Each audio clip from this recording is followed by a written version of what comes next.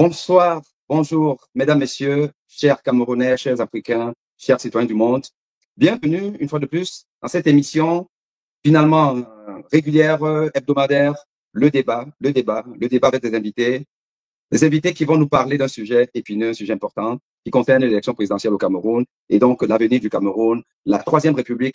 Irons-nous vers la Troisième République en tant que changement du chef de l'État, changement de la première personne, première personnalité du Cameroun. Nous savons que le Cameroun a connu jusque-là que deux présidents. Deux présidents en 65 années d'indépendance à peu près. Deux présidents, c'est très peu. C'est rédhibitoire. C'est même honteux, j'ai envie de dire. Car, quels que soient les pays au monde, en 60, 65 ans, on a eu une alternance politique. Une alternance politique qui traduit en fait la vivacité de la démocratie. Une démocratie dynamique ne peut se permettre de garder un chef d'État pendant 20 ans, pendant 25 ans, pour le premier, qui a duré quand même 22 ans à peu près, et qui simplement a démissionné. Si le président Ido n'avait pas démissionné, il serait peut-être président jusqu'à sa mort.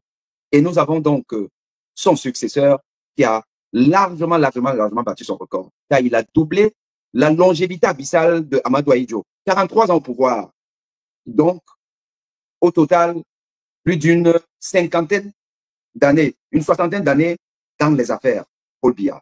Aujourd'hui, à 93 ans, M. Paul Biya dit qu'il peut encore, il peut diriger un pays de 30 millions d'habitants au moins, un pays qui jadis fut la locomotive de l'Afrique, la locomotive de la sous-région, mais aujourd'hui, c'est la dernière nation de la sous-région la plus pauvre du continent le plus pauvre.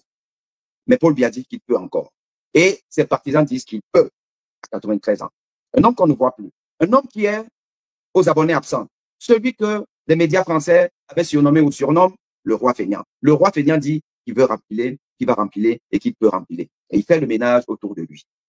Nous allons donc questionner aujourd'hui cette longévité abyssale, cette omniprésence, tout en étant absent, cette confiscation de la souveraineté d'un peuple aux mains d'une oligarchie qui n'a pas envie de lâcher le lest. Que peut le peuple camerounais? Que peut le peuple camerounais dans cette condition? C'est la question qui est à l'ordre du jour dans ce débat, qui va voir deux personnalités, deux esprits libres, deux esprits intelligents qui vont s'affronter, qui vont nous distiller la connaissance, qui vont nous donner leur point de vue sur ce que le peuple camerounais doit faire pour soit continuer avec l'ordre dominant ou alors changer de braquet et passer à autre chose. Bienvenue sur ce plateau à nos deux invités que je vous présente. Il y a M. Marcel Ebene, analyste politique, qui va effectivement nous dire ce qu'il pense de cette problématique. Et nous avons également Henri Fotso, un expert en la matière, chef d'entreprise, qui lui aussi va se présenter, va nous dire qui il est et ce qu'il pense de l'élection présidentielle au Cameroun du 12 octobre 2025. Je passe donc la parole à M. Henri Fotso, qui va se présenter, et ensuite Marcel Ebene fera pareil. Henri. Oui, bonsoir tout le monde, bonsoir à ces panélistes. Je suis Henri Fotso, je suis à Rouen, je suis chef d'entreprise, je suis militant MRC, mais je me présente ici à mon nom personnel, je ne parle pas au nom du MRC ici. Et donc là, je suis ici pour donner mon opinion et mes avis sur la mascarade électorale qui est en train de se dérouler au Cameroun. Voilà. À très bientôt à tous. Très bien. Alors Marcel, qu'est-ce que tu nous dis? Oui, bonsoir à tous. Marcel Ebeneux, amoureux du Cameroun, d'abord. J'interviens ici en tant qu'observateur, analyste de la scène politique. Je ne parle pas au nom d'un camp ou d'un parti, pour donner mon opinion sur ce qui se passe depuis, on va dire, toute l'année 2025. Hein, et puis ça s'est accéléré aux alentours du 26 juillet avec la décision de l'ECAM et ensuite le 5 août. Donc voilà, on aura l'occasion d'échanger avec Henri, que je connais bien. Alors, et je suis d'ailleurs heureux de savoir que nos deux experts, nos deux intervenants, deux panélistes précisent qu'ils parlent en leur nom propre et non au nom de leur parti, parce que le débat doit être vraiment transpartisan. Nous devons avoir un débat qui ne tient pas compte de nos aspirations personnelles, de nos sentiments personnels, mais qui parle du peuple. Car aujourd'hui, je voudrais que nous parlions du peuple. C'est quoi le peuple? qu'est-ce qu'un peuple? Qu'est-ce qu'une nation? Que veut une association de 30 millions d'individus? Cette association veut-elle aller vers le progrès, stagner, regresser? C'est ça que nous devons questionner aujourd'hui, les voies et moyens que nous devons mettre en place pour que, effectivement, le Cameroun de demain ne soit pas le Cameroun d'aujourd'hui, mais un Cameroun dynamique, un Cameroun où les gens sont fiers de se sentir camerounais. Car vous savez qu'aujourd'hui, c'est quand même un peu compliqué de dire qu'on est camerounais. Donc, je poserai la question déjà, en fait, à Marcel. Marcel, dis-nous, pour toi, le Cameroun est-il une démocratie? Est-ce que nous sommes dans un pays démocratique, d'après toi? Alors, on a souvent tendance, quand on parle de démocratie, à ne penser qu'aux élections. Pourtant, la définition de la démocratie, ce n'est pas que les élections. Si on ne prend que le simple point des élections au Cameroun, on peut voir, et c'est depuis 92, depuis les premières élections multi-partis, où on a eu des problèmes. On a eu des problèmes à reconnaître, à ne pas frauder pendant les élections en elles-mêmes. On a eu des problèmes à proclamer les résultats qui s'étaient exprimés dans les urnes. On a eu des problèmes où les instances qui décident ne disent pas toujours le droit. On l'a vu déjà depuis 1992, on l'a revu en 2018 et on vient de le voir là dans l'année 2025. Mais comme je disais, ce n'est pas que les élections. Pour que quelqu'un puisse aspirer à gagner des élections, il faut que, quand il est dans l'opposition, il ait l'occasion de s'exprimer. Et donc là, on va parler, il va s'exprimer dans les médias, donc il faut qu'on parle de liberté de la presse qui va donner la parole aux opposants, la liberté de la presse qui va permettre de critiquer les dérives d'un régime. Je rappelle qu'au Cameroun, on a un journaliste qui a été assassiné il y a 2 ans, il n'est toujours pas enterré.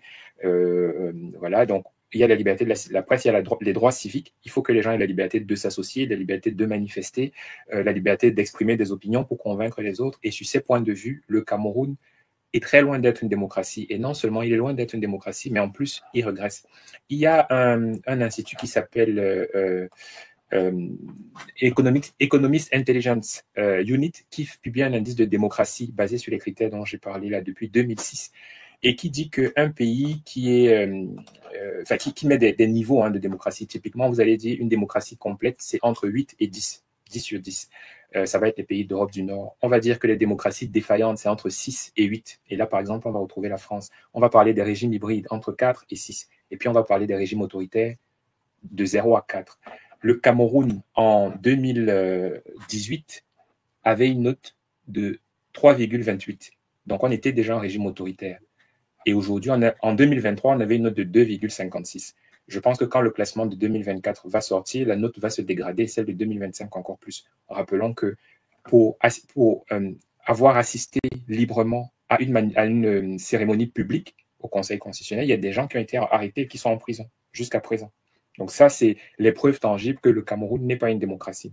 Et qui dit absence de démocratie dit que, et je vous ai dit, on dit régime autoritaire. Donc ce régime autoritaire, il agit avec la force et donc contraint les citoyens. Et je pense que ça fait le lien avec la suite de nos échanges. Mais Marcel, tu as parlé de la liberté d'expression parmi ces critères donc, qui définissent un pays démocratique ou un pays autoritaire.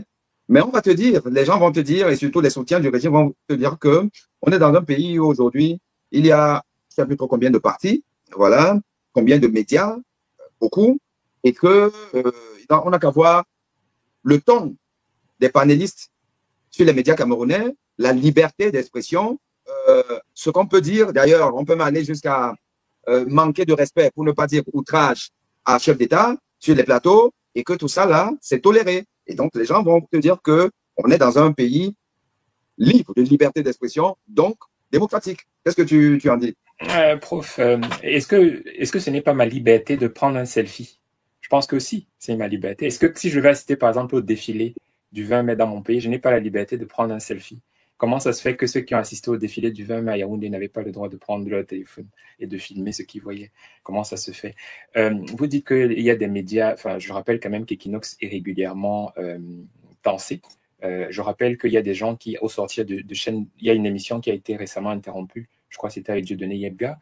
Il y a des gens qui sont interpellés au sortir des émissions. Donc, jusqu'à cette année, on pouvait dire que le régime joue et fait semblant, c'est-à-dire que oui, on vous donne un peu d'apparence de liberté, vous pouvez parler, mais c'est juste parler, il n'y a pas d'action.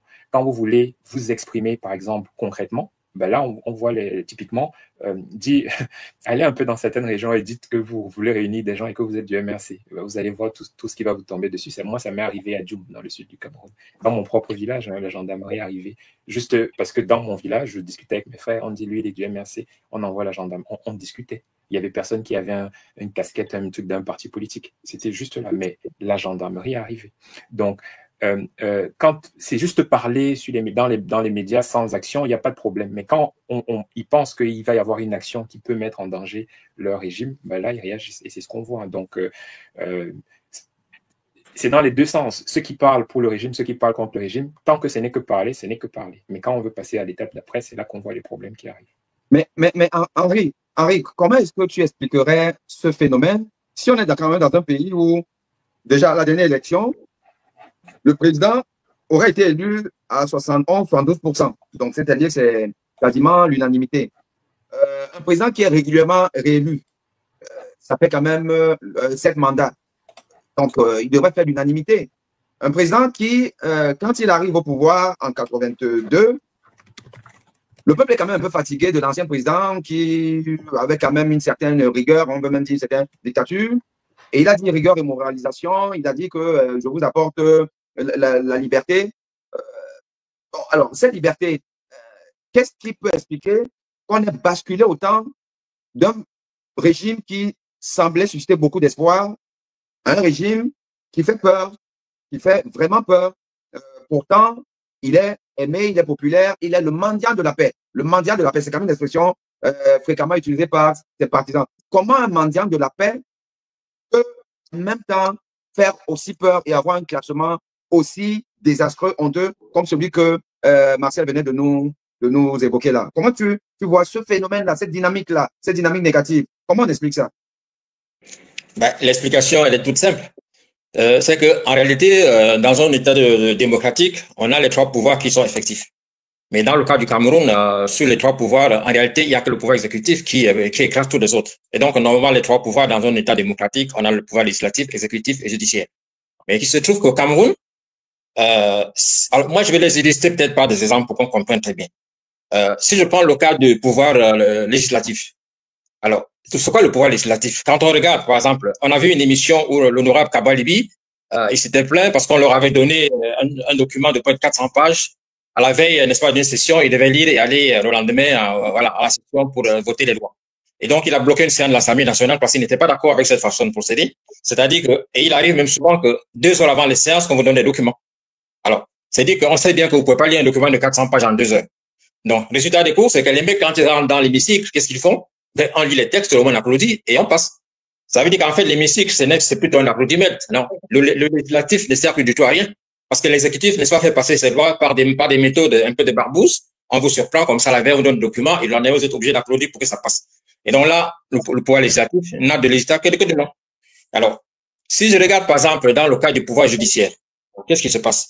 Si vous faites l'exemple, enfin par exemple, on est déjà tous rentrés dans un palais de justice au Cameroun.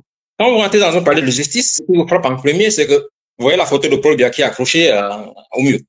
Et c'est pas n'importe quel endroit du mur, c'est vraiment sur la tête du magistrat, celui qui lit le droit. C'est sur sa tête, c'est accroché dessus. Donc vous entrez, vous êtes en face d'un espace de prétoire, et au-dessus en face du magistrat, il y a la photo de Paul Biya sur sa tête. Qu'est-ce que la photo de Paul Biya fait dans une salle de tribunal? Ce n'est pas anodin.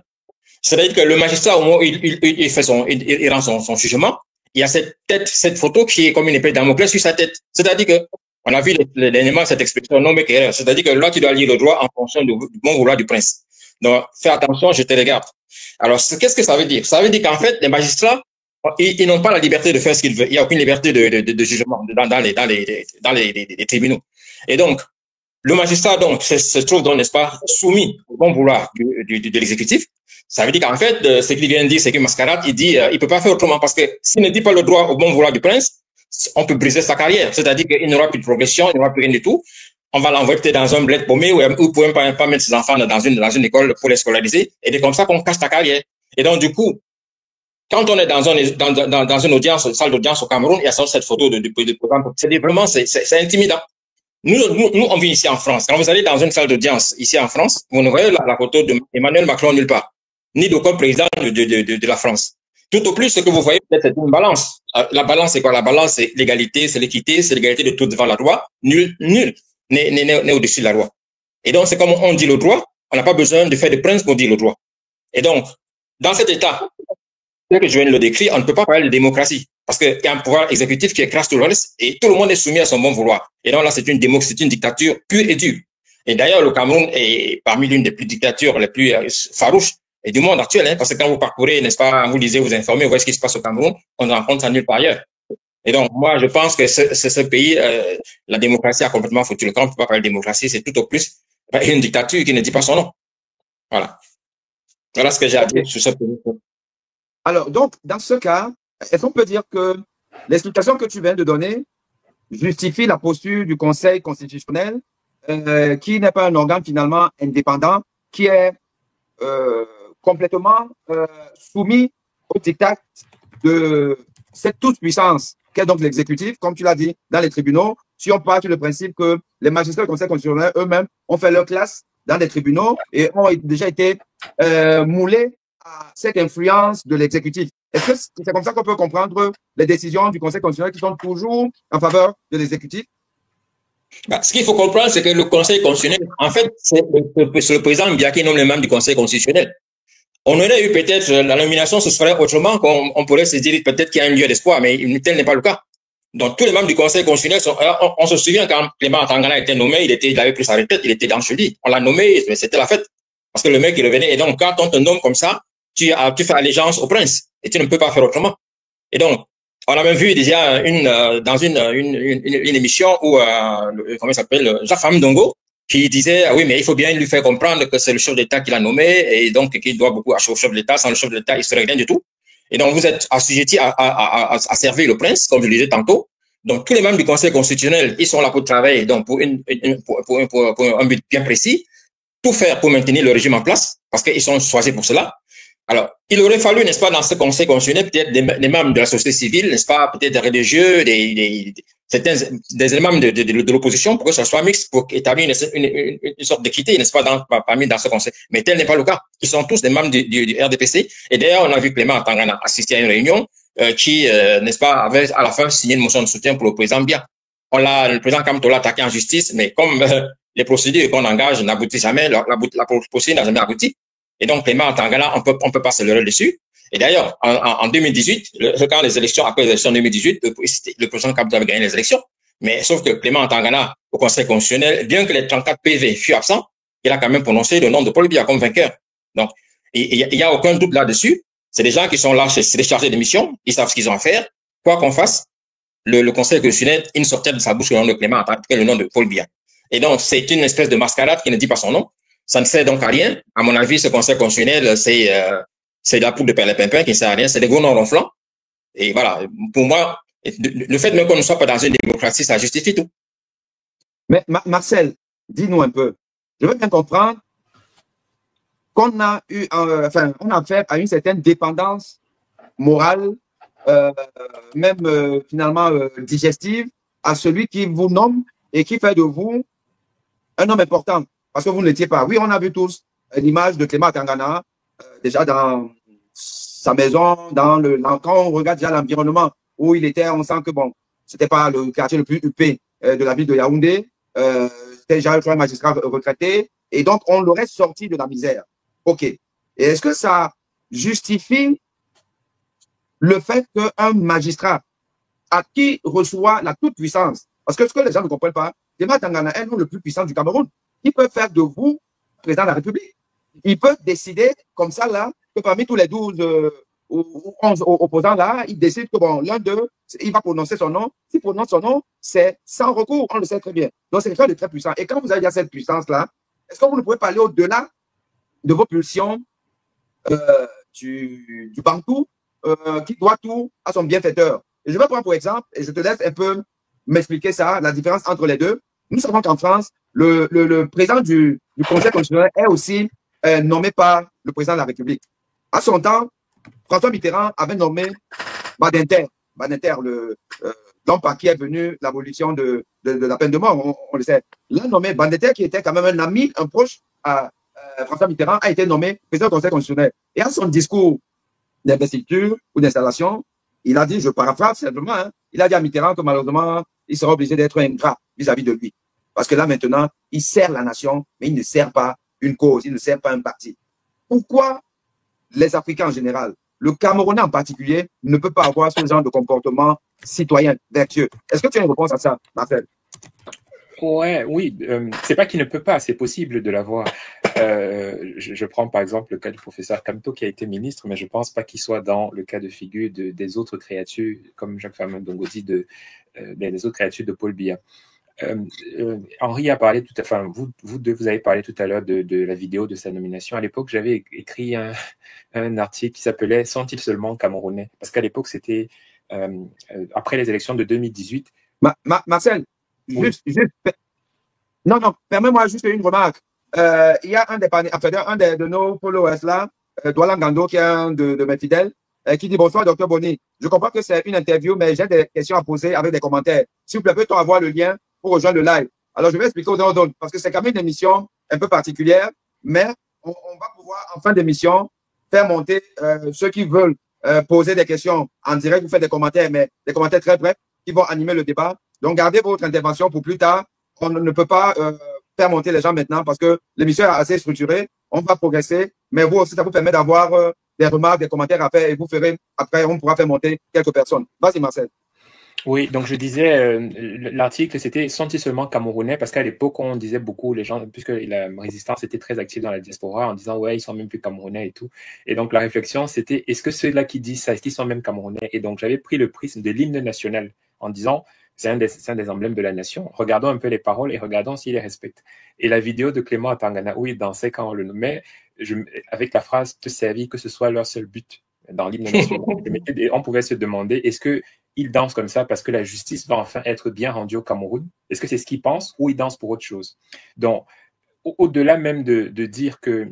Enfin, à la différence de Badinter, je pense qu'il avait déjà été ministre avant, je pense qu'il avait déjà un parcours dans l'administration et c'est l'équivalent de ceux qui lui ont succédé, les anciens présidents de la République en France, ou même quand on prend les États-Unis, les gens qu'on nomme à la Cour suprême, c'est des juges qui ont fait carrière et le niveau de vie d'un juge qu'on peut nommer à la Cour suprême, ce n'est pas par rapport, par exemple, à un chef d'entreprise ou par rapport à un chirurgien, enfin voilà, c'est la même chose. Alors qu'au Cameroun, quand on est dans l'administration, ce n'est pas la même chose. Donc, le traitement normal, et ça fait partie de changements politiques qu'on souhaite. Le traitement normal d'un fonctionnaire au Cameroun est tellement décalé ou en décalage par rapport à ce qu'il voit d'autres gens faire peut-être dans le privé ou ceux qui ont accès à la mangeoire, comme on dit. Donc, il est tellement décalé que quand ça tombe sur lui, il perd la tête. On a vu Jacques Famin-Ndongo dit, nous sommes des créatures, tous ces gens, les ministres. On a vu des gens nommés ministres, qu'on a enlevé ministres et qui vont rester au quartier en priant pour qu'on les renomme. C'est-à-dire, ils n'essayent même pas de faire autre chose. Ils n'essayent même pas pendant qu'ils sont ministres, de préparer l'après-ministre. Parce que quand on vous nomme, on peut aussi vous dénommer. Ils ne préparent rien du tout et ils ne vivent que de ça. Donc, ça, c'est un premier point. Et ça part aussi de la paupérisation globale de l'administration camerounaise. La deuxième chose, c'est que dans les règles de nomination, que ce soit en France, aux États-Unis et tout, quand le président nomme, parce que souvent c'est le président ou alors c'est le Parlement, mais au Cameroun c'est la même chose puisque on disait tout à l'heure, on a un Parlement qui valide juste tout ce qu'on fait. Donc même si on disait c'est le Parlement avec la majorité pléthorique dont le RDPC dispose avec le jeu électoral actuel, ça ne changera rien. Par contre, on peut mettre des garde-fous. Et on revient à la première question sur la démocratie. On dit le pouvoir corrompt, le pouvoir absolu corrompt absolument. Ça veut dire qu'il faut mettre des garde-fous pour éviter de tomber dans les dérives. On peut par exemple dire, quand on vous nomme, votre mandat va durer plus longtemps que le mandat de celui qui vous a nommé.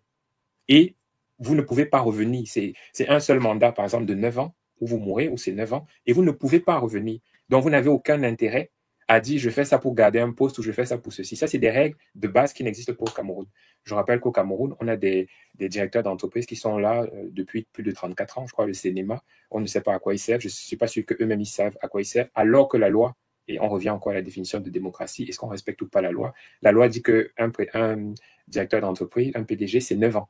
Mais il y a des gens qui sont là depuis plus de 30 ans. Et ils sont toujours là, rien ne se passe. Voilà. Donc, la France et les États-Unis, pour récapituler, par rapport au Conseil constitutionnel, pourquoi on peut avoir de l'indépendance? C'est parce qu'au départ, les gens, même s'ils sont d'un camp politique, ils ont déjà un certain niveau, ils ont déjà un certain, qui fait qu'ils sont au-dessus de trucs bassement matériels. C'est la première chose. Et peut-être qu'ils ont une idée de leur pays, mais ça, on peut trouver des gens au Cameroun qui ont ça. La deuxième chose, c'est qu'ils sont libres, c'est-à-dire qu'ils ne vont pas avoir des pressions autres.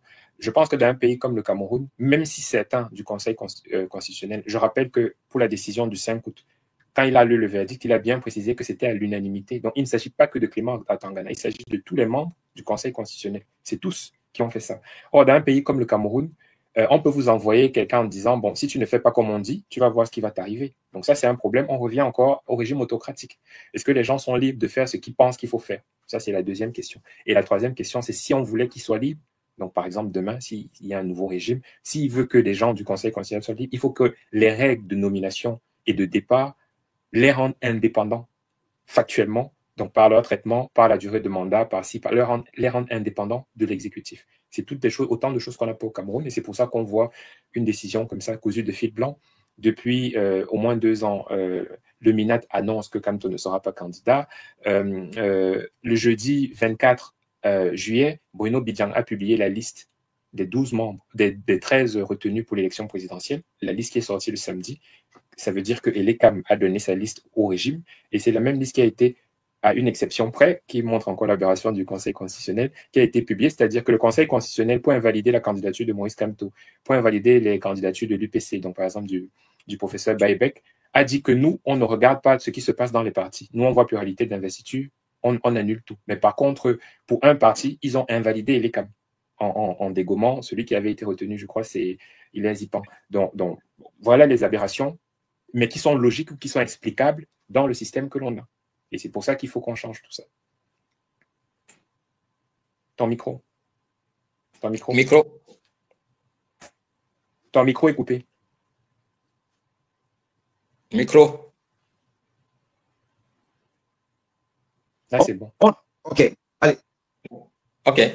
On se poserait donc la question, comment est-ce qu'on en arrive à ça? Comment le peuple camerounais a-t-il pu laisser un seul homme avoir autant de puissance, avoir autant les règles du jeu? Nous nous souvenons que M. Paul Biya avait déclaré, répondu à la question de Christophe Boisbouvier, je ne sais pas si c'était peut-être Christophe Boisbouvier. Pardon? Yves Morosi? Non, pas Yves Morosi. Non, c'était lors de l'arrivée de François Hollande au Cameroun, lors de la conférence de presse, répondant à la question d'un journaliste de RFI, de Monsieur le Président, vous êtes là depuis un certain temps, vous ne dites pas au pouvoir qui veut, mais vous allez briguer un autre mandat, qu'est-ce qui se passe? Et il a dit que ne dit pas au pouvoir qui veut, mais qui peut.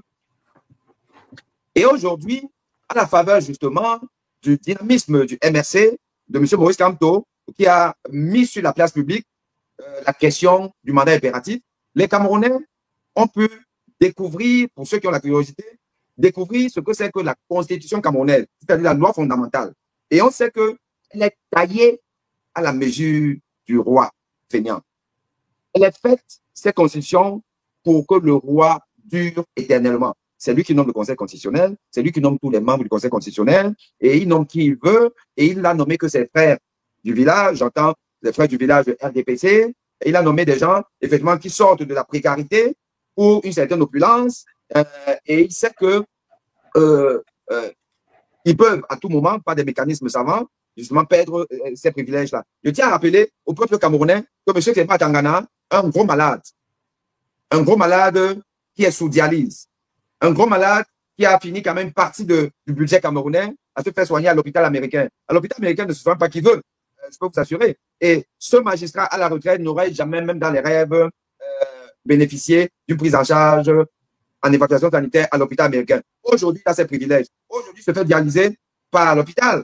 Il a tout un kit privé à son service. Tout ça là, c'est ces mécanismes que Marcel essayait de décrire, où on appauvrit un peu, on le rend dépendant et on distille à qui est docile une certaine magnanimité.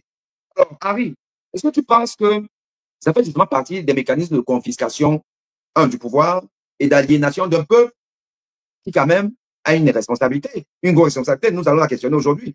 Comment est-ce que tu vois cette situation?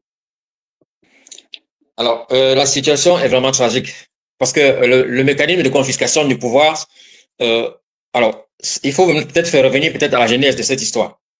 Le cheminement est assez long. Il faut savoir que lorsque Biya prend le pouvoir en 82, il fait pratiquement l'unanimité. C'est-à-dire qu'on voit en lui le sauveur parce qu'on sort d'une dictature féroce, soit Ahmadou Ahidjo.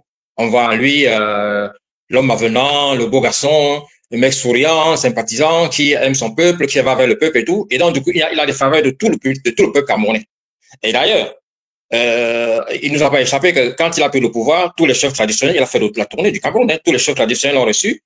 Et chacun des chefs lui a donné son gris-gris. On l'a bien vu comment partout il passait, il était bien traité, il était béni, il a reçu la bénédiction. Donc, on lui a donné tous les pleins pouvoirs de nos traditions. Et donc, quand il est donc, après cette tournée, il s'est donc passé un phénomène qui, à mon avis, était le point de bascule. C'est-à-dire que le push du 6 avril. C'est-à-dire que quand il y a eu ce push du 6 avril, les choses ont complètement basculé. Et Biya a fait un virement de pratiquement 180 degrés. C'est-à-dire que l'homme qui était avenant, qui allait vers le peuple, qui parlait de libéralisme, et tout le monde lui donnait un blanc-seing, Paul Biya s'est donc retourné. Et comment il s'est retourné? Il s'est retourné justement parce que vous avez un groupuscule de dignitaires du Sud et du Centre qui sont réunis et qui lui ont dit, mais mon gars, fais attention, sans nous, tu serais mort. Parce qu'il faut dire que ce 6 avril, Paul Biya a eu très peur. Et donc, on lui a dit, sans nous, tu ne serais plus de ce monde, hein, donc tu fais attention. Et donc, ce premier siècle, donc Paul Biya a créé donc ce premier siècle autour de lui, puis un deuxième, un second siècle, etc. Et donc, c'est de là que tout bascule. Parce que ce premier siècle autour de lui était dans une impunité pratiquement totale et faisait pratiquement du chantage à Paul Biya. Écoute, tu peux pas nous faire ça parce que sans nous, tu ne serais pas là. Et c'est comme ça qu'on est passé, n'est-ce pas, d'un Paul Biya qui venait vraiment pour, enfin, de l'apparence qu'il donnait, il venait pour faire le job. On a trouvé qu'un monsieur qui s'est refermé sur lui, qui s'est entouré de gens le plus proches de chez lui et qui, à la limite, lui dictait ce qu'il devait faire. Et donc, c'est comme ça qu'à partir de ce moment, on a eu ces phénomènes de cooptation où chacun des membres du premier siècle, du second siècle, a amené une personne, 2 personnes, 3 personnes, et de proche en proche, on s'est retrouvé donc avec un pays qui était dirigé par des gens qui étaient pratiquement issus de la même ethnie.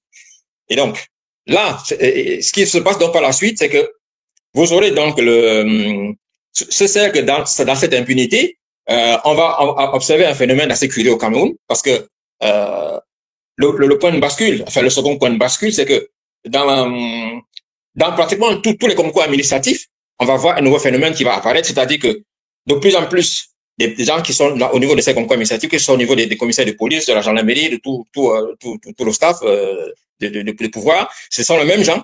La majorité des gens qui passent ce concours, ils sont tous ressortissants d'une seule ethnie.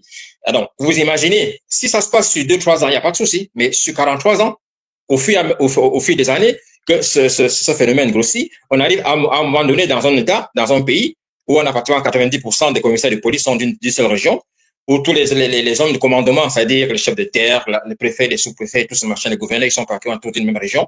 Alors c'est comme ça que la confiscation du pouvoir s'est faite. C'est-à-dire que ce monde, avec donc tout ce réseau autour de Paul Biya, ça fait donc on est assisté à la frustration de part et d'autre. Et donc, comme ces gens sont dans une impunité totale, on ne respecte plus la loi, le pays c'est à nous, voilà, on marche dessus. Et donc, c'est comme ça qu'on est allé vers cette dérive autoritaire. Et à un moment donné, on a même l'impression que Paul Biya ne maîtrisait pratiquement plus rien. Et donc, c'est comme ça que le pays est rentré dans ce cycle. Alors, on pourrait peut-être ajouter à cela que vous savez, Paul Biya, son livre de chevet, c'est Machiavel. C'est-à-dire le prince de Machiavel. Quand vous lisez ce point de Machiavel, il ressort de cet ouvrage, et ça n'échappe à personne, que la théorie que Paul Biya appliquait, c'était, n'est-ce pas, de promouvoir les cancres et d'écarter les meilleurs. Alors, quand vous promouvez les cancres et que vous écartez les meilleurs, il se passe 2 choses. C'est-à-dire que les cancres, ils savent qu'ils ne le méritent pas, mais ils sont là, ils vont se battre pour garder leur pouvoir, pour garder leur place. Et pour se battre, ils se livrent une guerre sans merci contre les meilleurs. Parce que eux, ils vont, tous ces meilleurs qu'on a écartés, des potentiels concurrents qui pourraient venir prendre leur place. Les meilleurs, quant à eux, de leur côté, ils essaient de récupérer leur place parce qu'ils se disent, non, c'est nous les méritants. Pourquoi est-ce que, donc, il y a une guerre entre les 2 clans. Et bien, du coup, Paul Biya, voilà, il vous regarde tous du haut et il vous laisse faire. Et donc, du coup, il domine même ça. Il vous dirige même ça. Vous voyez le comportement de monsieur comme le Moulinex. Ce mec, à l'évidence, je ne sais pas s'il a un diplôme universitaire, mais à mon avis, il n'est pas allé loin dans les études. Mais son comportement vis-à-vis des citoyens, c'est écraser les gens, mater, vous étouffer, il faut garder sa place et tout. C'est des gens qui n'ont aucun projet et dont la seule ambition, c'est de piller les caisses de l'État. Et le résultat de course, le pays ne se développe pas. On assiste à des dérives autoritaires où la population est maltraitée, torturée, et on jette des gens en prison, on intimide la population. Et ces frustrations font que le pays est complètement à la dérive. On ne voit aucun développement économique se pointer à l'horizon. Rien ne va plus dans ce pays parce que les gens qui sont supposés, n'est-ce pas, développer le pays n'en font pas parce qu'ils n'ont pas le niveau, mais ils gardent le pouvoir à tout prix. Et donc voilà comment cette dérive autoritaire. Alors, donc, dès que tu veux lever la tête, alors, pour te montrer qu'on est le plus fort, c'est le Newf. C'est la primate, c'est alors, des fois, on vous clochardise, hein. C'est-à-dire que vous vous rendez compte que au Cameroun, un médecin, par exemple, je sais pas, il va tout casser peut-être 200, 250 000. En Côte d'Ivoire, c'est 1,5 million. C'est-à-dire qu'on clochardise, n'est-ce pas, la population pour les rendre dépendants du régime. Parce que quand vous êtes clochardisé, vous attendez les miettes et vous n'avez même plus le temps de réfléchir. Et donc voilà comment Paul Biya s'est donc imposé au cours des 43 années. Parce que les Camerounais ont été affaiblis, détruits mentalement et psychologiquement, de telle sorte que plus personne n'ose plus rien faire. Et les mecs, ils sont résignés. Et donc, dans cette résignation, c'est le pouvoir en place qui se bombe le biceps et le torse. Voilà, je vous ai tous écrasés, vous êtes à ma merci. Et c'est comme ça que ce monsieur a réussi à régner pendant 43 ans. Et c'est pas surprenant. Alors, Henri, quand on t'écoute, une explication claire, limpide, plausible, ben, on a envie de se dire, mais c'est quoi ce peuple? Parce qu'en fait, le phénomène que tu expliques, la gouvernance des compétents par les cancres, c'est aussi ce qu'on appelle la kakistocratie. Mais la kakistocratie, elle n'existe pas qu'au Cameroun. On a connu la kakistocratie, on la connaît même dans beaucoup de pays au monde. Mais le Cameroun bat quand même le record de la bêtise. C'est quand même depuis 43 ans que nous sommes gouvernés par des kakistocrates. Voilà. Et le kakistocrate en chef est quand même là et on nous dit qu'il va rempiler. Et nous savons tous que, tel que c'est parti, il va rempiler. Le peuple camerounais, quel est son rôle dans ce tableau sombre? Je tiens à rappeler, pour ceux qui connaissent par exemple le Burkina Faso, moi j'ai été au Burkina Faso plus d'une fois. Les Burkinabés sont quand même plus pauvres que les Camerounais. En termes de pouvoir d'achat, le Burkinabé est plus pauvre. Et il était même davantage encore il y a quelques temps. Et il était aussi mal dirigé par un kakistocrate, Kampaoré. Mais le peuple burkinabé n'est pas le peuple camerounais. Donc, c'est-à-dire qu'on peut aussi se défaire d'une corde qui nous étouffe. Le peuple camerounais, quel est son problème? Quels sont les déterminants pour que ce peuple soit autant défaitiste qui ne constate que ce que tu venais de faire qu'on constate? C'est-à-dire qu'il y a un monsieur qui a passé son temps à pouvoir mettre en place les mécanismes pour nous brimer. Mais c'est quand même un homme, c'est un individu. On a tout un peuple. Même s'il y a 1% de la population qui profite de ça, mais il y a 99% des Camerounais qui sont quand même au bord de l'asphyxie. Pourquoi ces 90% des Camerounais acceptent de subir? Marcel, est-ce que tu as un élément de réponse à ça? Oui, alors j'ai écouté Henri avec attention. Il y a des éléments que je vais rejoindre, mais il y a quand même une distance que je vais prendre, notamment quand il parlait de ceux qui sont commissaires, sous-préfets, tout ça. Je pense qu'il faut qu'on fasse quand même un petit peu attention à avoir une lecture tribale ou ethnique de tout. Moi, je suis de cette ère-là dont tu parles, mais je ne suis pas comme eux et je connais bien cette ère et je sais que les populations de là-bas souffrent autant que les populations d'ailleurs. Et donc, les commissaires, les machins, ils vivent la même réalité que la population camerounaise. Hein. Et ils ne se comportent pas différemment des commissaires qui viennent du nord, de l'ouest, du littoral, même s'ils sont minoritaires. Donc, je suis d'accord qu'on a appliqué au Cameroun un prisme tribal qui change la composition sociologique de l'administration, mais ce n'est pas pour ça qu'il reste au pouvoir depuis 43 ans. Il y a, comme on dit, l'Ecclésiaste a dit, il n'y a rien de nouveau sous le soleil. C'est-à-dire qu'il ne faut pas qu'on pense que ce qui se passe au Cameroun, c'est une invention de l'humanité. L'humanité a connu des tyrannies, des batailles pour de la démocratie, on revient aux tyrannies, et on l'a vu partout, et on l'a vu en Afrique. On dit Paul Biya, 43 ans, c'est vrai, au pouvoir, mais je me pose la question, si Bongo, Omar Bongo, ou bien Eyadema n'étaient pas morts, ils auraient combien d'années? Donc, ça, c'est la nature qui a sauvé, entre guillemets, parce que ceux qui ont succédé, c'était les mêmes. Hein. Au Togo, c'est toujours Eyadema qui est au pouvoir. C'est juste qu'on a changé le Eyadema. Donc, si on fait la somme, ça fait beaucoup d'années. Au Gabon, c'est juste il y a 1 an que ça a changé, ou 2 ans, mais c'est toujours la même chose. Donc, si on fait la somme, c'est un peu comme le Cameroun. Donc, la question, c'est pourquoi un homme, c'est comme ça que moi je lis la question, comment un homme peut tenir tout un pays, que ce soit le Cameroun ou un autre pays? Et donc, moi, je vais invoquer, pas Machiavel, mais Étienne de la Boétie, qui est un écrivain qui a écrit de la servitude volontaire. Parce qu'à l'époque, il y avait beaucoup de petits royaumes en Europe et beaucoup de tyrans. Et donc lui, il se demandait, mais comment ça se fait qu'un petit homme chétif comme ça, il puisse terroriser toute une population? Comment ça se fait? Donc il a analysé. Et pour moi, son analyse, elle vaut toujours, enfin, elle vaut en tout temps. Et il dit servitude volontaire. Ça veut dire que quand le chef, le petit homme là, dit on va tuer celui-là ou on va aller m'arrêter celui-là, comment ça se passe? Il y a des gens qui vont exécuter l'ordre. Il y a des gens qui sont à des postes et qui vont exécuter des ordres, même illégitimes ou illégaux. On le voit au Cameroun, on l'a vu ailleurs. Il y a une population. Si par exemple, quelqu'un qu'on va arrêter, il habite dans un quartier où il y a 100 personnes et tout le monde sait que c'est illégal ce qu'on fait, mais on vient le prendre. Même 2 personnes viennent le prendre et l'emmènent et les autres laissent. C'est qu'on a laissé. Et c'est exactement la même chose qu'on voit au Cameroun. Donc pour moi, il y a 3 raisons qui font que on est dans la servitude volontaire. Et quand je dis on, je dis tous les Camerounais, c'est-à-dire y compris ceux qui sont au Conseil constitutionnel, y compris les commissaires, y compris les militants du MRC ou d'un autre parti politique. Nous sommes tous Camerounais et on est tous tributaires de cette servitude volontaire. Comment ça se passe? Il y en a certains, c'est par la peur. Quand on dit par exemple, je pense que peut-être Henri dira, sortons, allons marcher. Il y en a qui vont dire non, je n'ai pas envie parce que je risque de me retrouver en prison. Donc je laisse des injustices se passer. Ça, c'est la peur. C'est le premier et on peut y revenir. Comment contourner cette peur? Comment lever cette peur?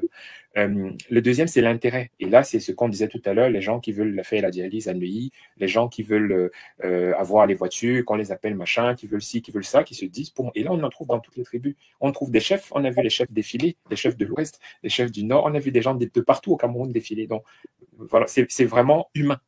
Donc, la peur, l'intérêt, et le troisième qui est peut-être le plus grave, et je pense que c'est pour ça que le professeur Kamto a dit à Paris que s'il n'y a pas le changement au Cameroun, ce sera la faute du peuple camerounais. Le troisième, c'est, on va dire, la lassitude ou le désintérêt. C'est-à-dire que ça varie. Vous avez vu en 92, les gens étaient motivés. Après, ils se sont démotivés et ils ont commencé à remotiver en 2018 et jusqu'en le paroxysme en 2025. Il peut arriver face au coup qu'on a eu le 5 août que des gens disent, bon, là, ça va, moi, I give up, je ne suis plus là-dedans. Et bien, si tout le monde dit ça, ça va continuer. Donc, ces 3 critères, je dis la peur, l'intérêt et les neutres. Voilà, ceux qui disent qu'ils sont neutres, moi, je ne fais pas la politique, moi, je ne suis pas machin. Tout ça, ce sont des Camerounais. Et je crois que c'est Desmond Tutu qui disait, quand on ne dit rien face à l'injustice, c'est qu'on perpétue l'injustice. Si on reste silencieux face à l'injustice, c'est qu'on contribue à la perpétuer. Et donc, c'est tout ça. Et donc, quand on comprend ça, qu'on comprend ces moteurs, ces leviers, c'est là qu'on réfléchit à comment on peut agir pour mettre les gens en mouvement.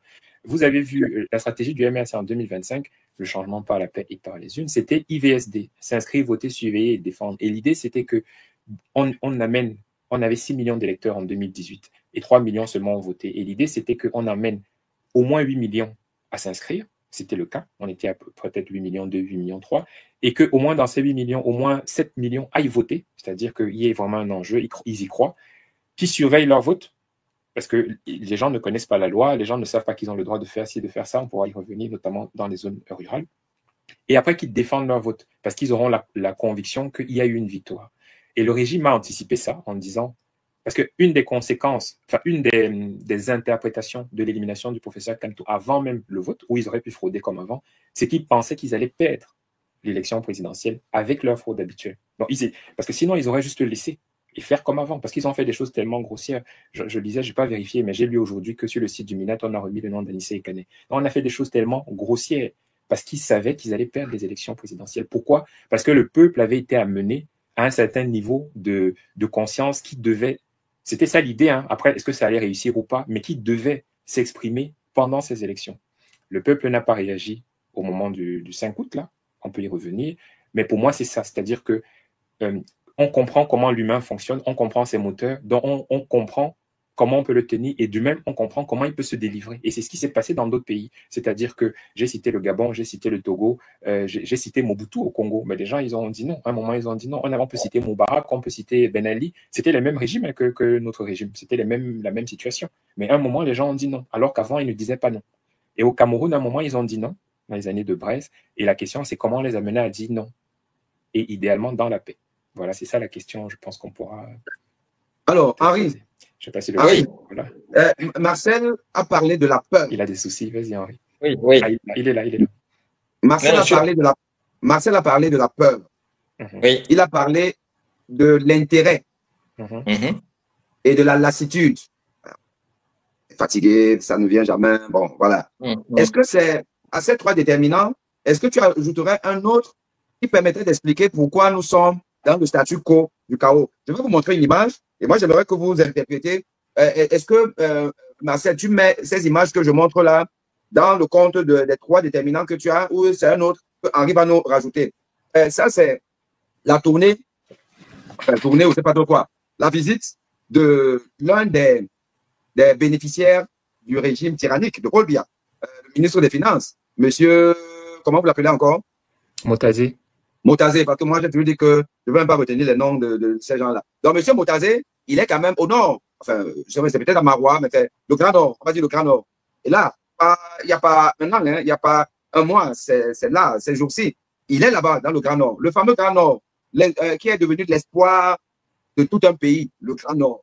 Voici des partisans du régime, ici, là. Vous les voyez là, il y a là, on les voit, là, c'est ça, c'est Motazé qui est là. Voilà. Avec des gens qui ont faim, des gens qui n'ont pas de route, qui n'ont pas d'eau, n'ont pas d'électricité. Il y a comment on appelle ça là, l'insécurité de Boko Haram et autres. Et ils savent pertinemment qu'ils auront toujours faim.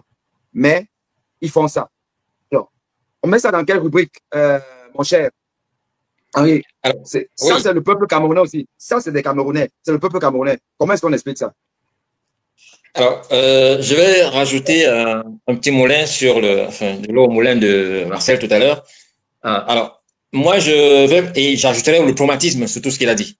Pour la simple raison que lorsque Ahidjo arrive au pouvoir, il est coopté par la France. Donc, c'était pas lui la personne qui était désignée pour cela. Non, on l'a pratiquement imposé. Et donc, pour asseoir son pouvoir, c'était dans la brutalité.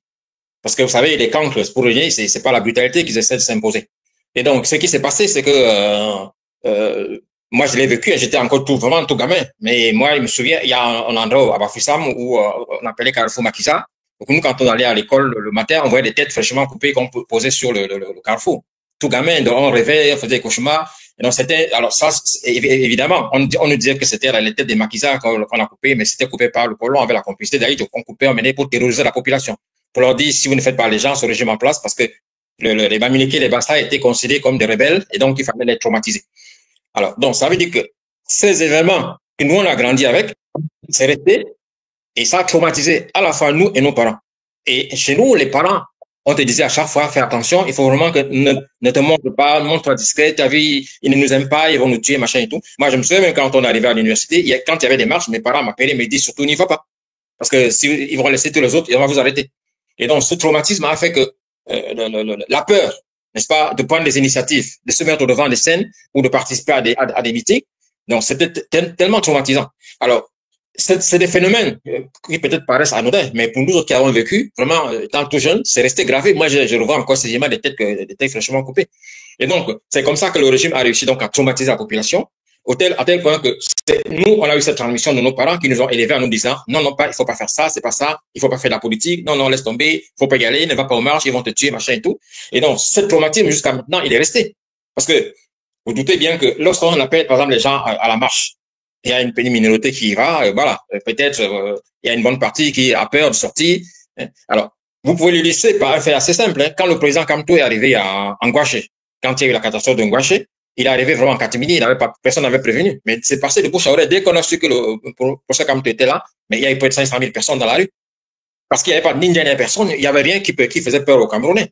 Mais dès que tu dis aux Camerounais de sortir, la seule idée de savoir qu'il y a des hommes armés dans la rue et qu'ils peuvent tirer, parce qu'ils l'ont déjà fait par le passé, c'est assez traumatisant. Personne n'a envie de mourir. Alors, donc, tous ces états, tous ces éléments mis bout à bout, ça contribue, n'est-ce pas, à zombifier les peuples camerounais. Faire en sorte que les Camerounais n'ont pas envie d'aller se suicider parce que c'est quand même pratiquement un suicide. Mais quand il n'y a pas de militaires dans la rue, voilà, ils sortent spontanément. Les gars, ils ont vraiment envie de sortir. Mais dès qu'on sent qu'il y a les mamies au et tout ça dans la rue, plus personne ne sort. Et ça, c'est un des éléments qui explique, n'est-ce pas, que la foule ne fasse pas foule. Et le régime l'a très bien compris. Vous avez vu le jour, le 5, quand ils ont proclamé les résultats, les villes principales du Cameroun étaient militarisées. Et quand c'était militarisé, on espérait voir la foule, on n'a pas vu grand monde. Hein. Parce que les gens avaient justement peur. S'il n'y avait pas cette militarisation, les gens seraient sortis. Et peut-être que l'affaire aurait pris une autre tournure. Ça, non, c'est des gars qui étudient la psychologie de la population, ils savent comment la population réagit. Et ils réagissent en conséquence. Donc, c'est un jeu de chat et la souris, mais comme ils sont du bon côté du fusil, ils ont toujours le dessus. Et c'est ce qui explique que le moment des marches ne prennent pas au Cameroun. Il faudrait peut-être donc essayer de trouver une autre alternative, hein, pour que les gens puissent. Non, moi, je peux répondre à ta question, prof, sur les photos. OK. Ne va pas d'accord sur les alternatives. Okay. Restons d'abord sur ce débat-là parce que c'est, pour moi, c'est l'un des points essentiels de notre émission. Et Marcel, tu vas donc répondre aux photos, mais je devrais te relancer sur la réponse ou l'explication que Henri donne sur cet héritage que j'appellerais. Moi, je le rejoins sur ce point parce que il a dit Pays-Bas Milité, Pays-Bas. Le maquis, il y a aussi eu beaucoup le maquis au sud. Wongli Masaga, il était marié avec une femme de mon village et ils se baladaient dans les forêts jusqu'au Congo et tout. Il y a eu des gens qui ont été tranchés. Et moi, je suis allé, quand j'étais petit, j'allais toutes les vacances, je suis allé au village. J'ai passé toutes mes jusqu'à ce que je parte en France pour les études. Toutes les vacances, j'étais au village. Et quand j'étais petit, on dormait dans la chambre de ma grand-mère et il y avait un pot. On faisait pipi dans le pot la nuit. Si tu veux, tu ne sortais pas alors que tu pouvais aller dehors. Et j'ai rencontré un monsieur il y a une dizaine d'années qui était Bassa, ici en France, qui m'a dit que ça vient du fait que les militaires, la nuit, venaient encercler les villages où il y avait des maquisards. Et le fait d'être dehors signifiait que vous êtes maquisard. Et donc, ceux qui sortaient, on les arrêtait simplement. Donc, ça a mis... C'est-à-dire que moi, par exemple, je ne sais même pas pourquoi on a le pot dans la chambre, hein, pas dans une autre pièce, mais dans la chambre même. Mais on fait des choses comme ça parce que les autres ont été traumatisés.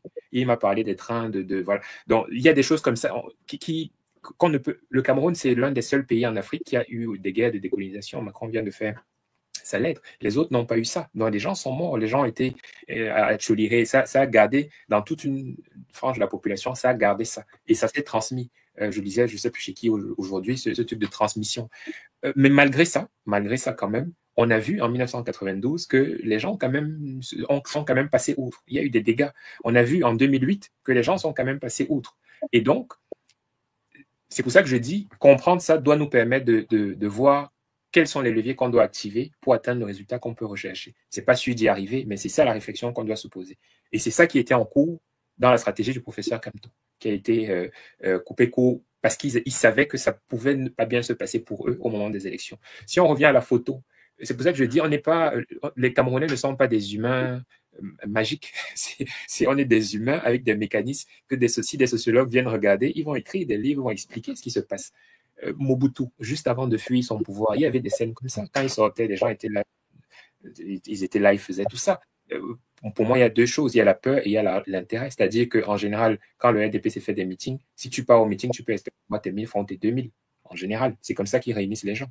Et il y a d'autres endroits où, si tu ne pars pas, tu vas avoir des problèmes avec tes élites. Parce que, comme je disais, le monarque s'appuie sur des gens intermédiaires qui sont là pour leur intérêt. Et ceux-là, soit ils font redistribuer l'intérêt, soit ils font la peur. Si tu ne fais pas ce que je te dis, l'école de tes enfants à la rentrée, tu vas voir. Si ta femme est encore malade, tu vas voir. Si ceci, tu vas voir. Ou même des menaces directement physiques. On envoie des jeunes, vous tapez. Ça se passe chez moi. On menace des gens comme ça. Donc, pour moi, c'est un épiphénomène. Les mêmes là qui font ça, s'il y a un changement, c'est les mêmes qui vont brûler les photos, brûler les machins. C'est les mêmes. Hein. Et les gens qui se battent, c'est eux qui vont fuir les mêmes. Donc, il ne faut pas c'est notre peuple. Il faut le comprendre. Il ne faut pas se formaliser de ça. Très bien. Très bien. Autant je suis d'accord avec toi avec l'interprétation de la photo, autant vous allez m'autoriser de ne pas être d'accord avec vous sur l'interprétation de ce qu'on pourrait appeler l'héritage sanglant, l'héritage de la baston du peuple camerounais. Cette mémoire qui est restée gravée en nous parce qu'on est justement l'un des rares pays à avoir connu une décolonisation violente, voilà, et que jusqu'à ce jour, on en garde une certaine image qui fait peur. Et donc, on est un peu tétanisé. Je ne suis pas d'accord. Et d'ailleurs, tu as donné deux exemples qui contredisent cette thèse. Tu as parlé de 92 et de 2008. On peut quand même présupposer que la génération de 2025 est plus éloignée des événements sanglants, tyranniques de Géno. Je ne vais pas retourner sur TikTok, des années 50, 60. On est quand même plus éloigné aujourd'hui qu'en 92 et en 2008. Donc, ce qui veut dire que le gamin qui a 25 ans aujourd'hui, il n'a rien à voir en termes de souvenirs que le gamin qui avait 25 ans en 92 ou en 2008.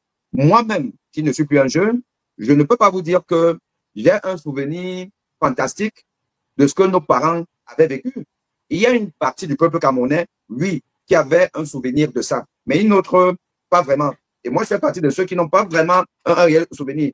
Et même si les gens de ma génération avaient ce souvenir-là, j'ai envie de dire que mes enfants aujourd'hui, ils sont à des milliers de bornes de ce souvenir, de ce que le napalm a causé en Afrique, à l'ouest et autres. Je crois que c'est une explication qui est un peu trop facile. Je tiens à vous rappeler qu'il y a un pays qui nous ressemble un peu. J'en ai lu beaucoup d'ailleurs. Nos nationalistes se sont inspirés du combat dans ce pays-là, c'est l'Algérie. L'Algérie a connu les mêmes atrocités que nous. Mais l'Algérie a connu son printemps arabe, même si on va dire que ça n'a pas trop changé, mais ils ont fait partie Bouteflika. Et on a vu le sitting que le peuple algérien a fait pendant des semaines pour, or, en face d'eux, ils avaient aussi un pouvoir militarisé. Je ne pense pas que ça devrait être ça l'explication. Parce qu'aujourd'hui, nous avons une âme que nos congénères, nos frères qui ont combattu, enfin, qui se sont battus en 92 n'avaient pas. Ils n'avaient pas les réseaux sociaux. On a les réseaux sociaux aujourd'hui. Et on sait qu'aucune dictature ne peut prendre le risque d'anéantir 200, 300, 500 personnes. Je parle seulement de 500 personnes. Mais nous sommes 25 millions d'affamés.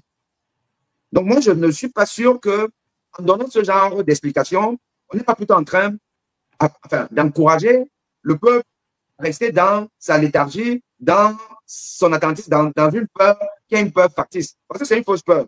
En réalité, Kangandji ne fera rien s'il y a 1000 personnes dans la rue. Ce n'est pas possible. Et moi, je pense que c'est un peu ce discours que nous devons tenir et amener des gens qui disent, ben, viens ici, là, c'est ici que ça se passe. Non, on dit que non. On n'a pas besoin, ceux qui n'ont pas faim n'ont pas besoin de venir réclamer à manger. C'est ceux qui ont faim qui réclament à manger. Et si tous ceux qui ont faim sortent dans la rue, ben, rien ne leur arrivera. Enfin, ça, c'est mon point de vue. Je te laisse. Alors, si tu te souviens bien, moi, j'ai dit qu'il y avait trois éléments qui concourent à perpétuer la servitude volontaire. Hein. Dans le premier, c'était la peur. J'ai juste dit que ce n'est pas parce que c'est une fausse peur que pour certains, ce n'est pas une peur. Et peut-être toi ou d'autres, on peut avoir une liberté d'esprit qui font qu'ils s'affranchissent de ce que leurs parents ou leurs grands-parents vont leur répéter dans leur enfance jusqu'à ce qu'ils soient aujourd'hui. Pour moi, quand j'ai fait mon premier propos sur ce sujet, je n'ai pas parlé de cet héritage. Je dis juste que c'est un héritage aussi qui existe et qui a modifié des comportements. Mais pour expliquer la peur actuelle, on n'a pas besoin de recourir à ça. On regarde, je rappelle que tu dis que si c'est 500 personnes, ça va. Il y a quand même entre 2018 et 2019, il y a eu plusieurs fois des centaines de militants du MNC arrêtés à Yaoundé. On a eu au total plus de 1000 personnes qui ont été arrêtées. C'est des gens qui étaient dans la rue. Hein.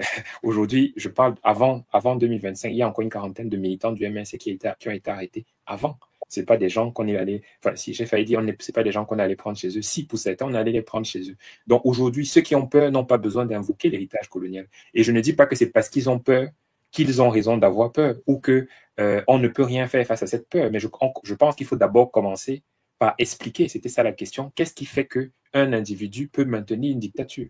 C'est ce que la Boétie appelle la servitude volontaire. Parce qu'il ne peut pas, nous, et quand je dis nous, je redis bien, je compte tous les Camerounais, y compris ceux du Conseil constitutionnel, si nous ne l'aidons pas à perpétuer ça, y compris ceux qui disent « je ne fais pas la politique, je ne fais pas si et c'est les plus nombreux, pour moi, c'est ça la clé. Hein. Parce que ceux qui ont peur, c'est ceux qui sont déjà dans l'action. Ils veulent agir, mais ils ont peur.